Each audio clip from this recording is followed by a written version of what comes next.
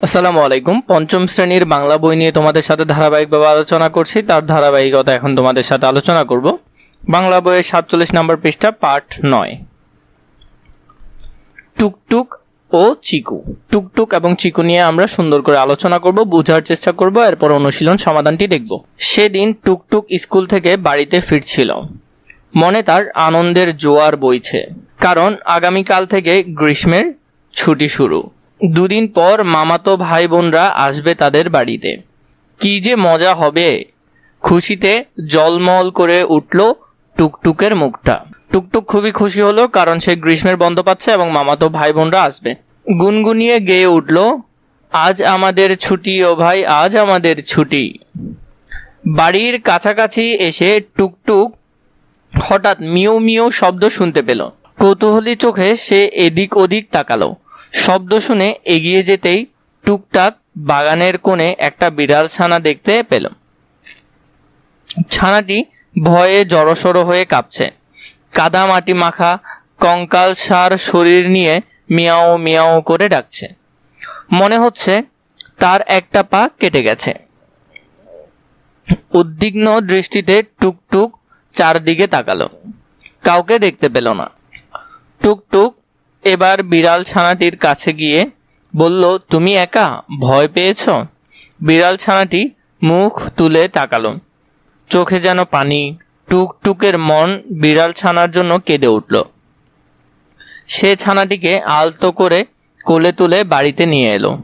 দরজায় পা দিয়েই সে মা মা বলে ডাকতে থাকলো। মা বিচলিত হয়ে ঘর থেকে বের হয়ে এলেন। মা দেখলেন টুকটুক একটি বিড়াল ছানা কোলে নিয়ে আঙিনায় দাঁড়িয়ে আছে।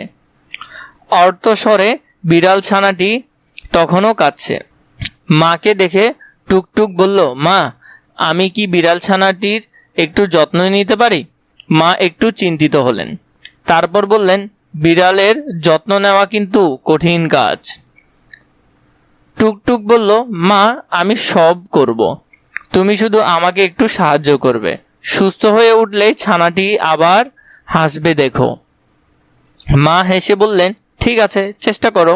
টুকটুক নরম তোয়ালে দিয়ে ছানাটির গা মুছে দিল, পায়ের কাটা জায়গা পরিষ্কার করে ওষুধ লাগিয়ে দিল। মা একটা ছোট পাত্রে দুধ দিলেন। বিড়াল ছানাটি ধীরে ধীরে দুধ খেলো। একটু পর ছানাটি টুকটুকের কোলে ঘুমিয়ে পড়ল।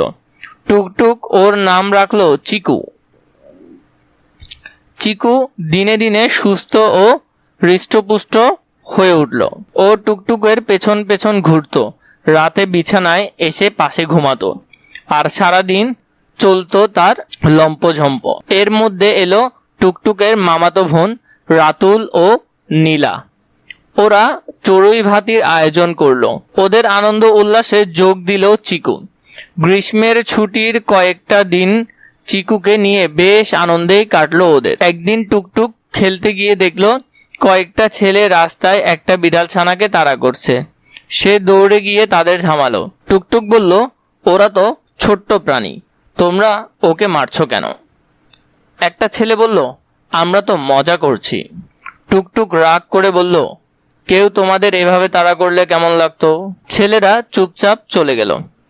টুকটুক বিড়াল ছানাটিকে কোলে তুলে মাঠের পাশে নিরাপদ জায়গায় নিয়ে এলো।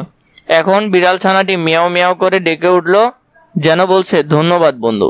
এরপর থেকে টুকটুক আশেপাশের অন্য পশু পাখির প্রতিও বেশ যত্নবান হয়ে উঠল। পাখিদের জন্য সে প্রতিদিন জানালার দ্বারে এক মুঠো ভাত রেখে দেয়।